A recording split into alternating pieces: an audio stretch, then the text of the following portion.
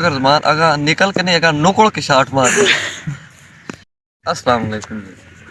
नाज़रीन आई क्रिकेट खेडन आया अस अपने ग्राउंड में चक सैदा कब्रिस्तान के अंदर क्रिकेट दे कुछ चंद लम्हात और बड़े यादगीर वाक़े जनाब याद नो जी थोड़ी साडा बहुत ही प्यारा दोस्त तैयब कसाई तैयब साहब जनाब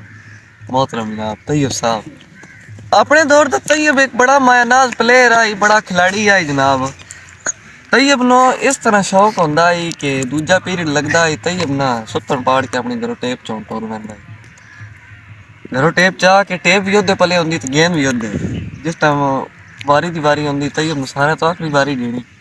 और कोई ना जीने मुड़ अगले दाड़े उस आके जिद कर लेनी कल बैट गेंद को नहीं